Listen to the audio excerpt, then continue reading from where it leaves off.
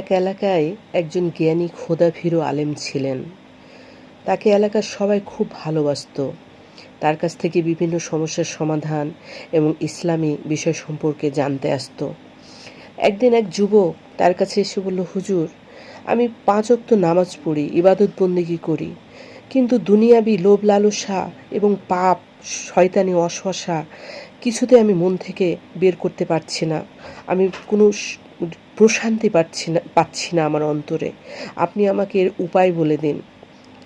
আলেম বললেন, ঠিক আছে, তুমি একটি কাজ করো। বলে যুবকটির হাতে একটি তলা ছিদ্রযুক্ত মাটির পাত্র ধরিয়ে দিলেন এবং বললেন, এই ছিদ্রযুক্ত পাত্রটিতে করে তুমি নদী থেকে পানি নিয়ে আসবে। ছেলেটি চলে গেল এবং বেশ কয়েকবার চেষ্টা করল। সে ছিদ্রযুক্ত পাত্রটিতে করে পানি আনতে পারল না আলেম পর্যন্ত। রাস্তায় সমস্ত পানিগুলো পড়ে গেল। অবশেষে সে হতাশ হয়ে আলেমের কাছে ফিরে এসে বলল, হুজুর, এই ছিদ্রযুক্ত পাত্রে পানি আনা কিছুতেই সম্ভবপর নয়।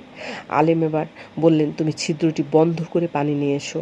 এবার যুবকটি খুব সহজেই পানি তুলে নিয়ে এলো। আলেম বললেন, তুমি প্রথমবার কেন ব্যর্থ হয়েছো বলো তো?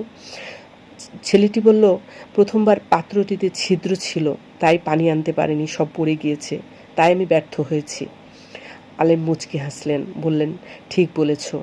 তোমার মনের ভিতর শান্তি নেই, কারণ তোমার মনে দুনিয়াবি লোভ লালসা, শয়তানি ওয়াসওয়াসা জমা হয়েছে। সেগুলো মনের ভিতর ছিদ্র তৈরি করেছে। তোমার ইবাদত বন্দেগী সেখান দিয়ে বের হয়ে যাচ্ছে। তাই সব আগে তোমার মনকে পাপমুক্ত করতে হবে। সবসময় ইস্তেগফারের সঙ্গে থাকবে, 5 ওয়াক্ত নামাজ পড়বে, ইবাদত বন্দেগী করবে এবং সৎ লোকের সঙ্গে চলাফেরা করবে।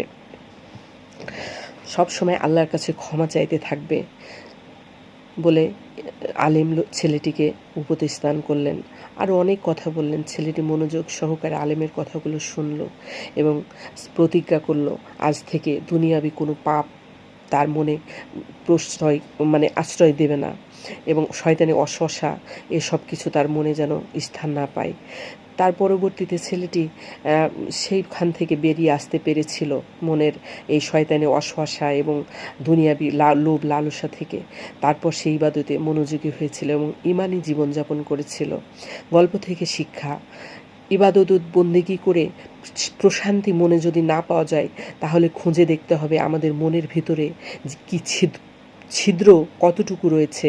কারণ দুনিয়াবি লোভ লালসা, শয়তানি ওয়াসওয়াসা এগুলো সব মনের ছিদ্র। আসসালামু আলাইকুম।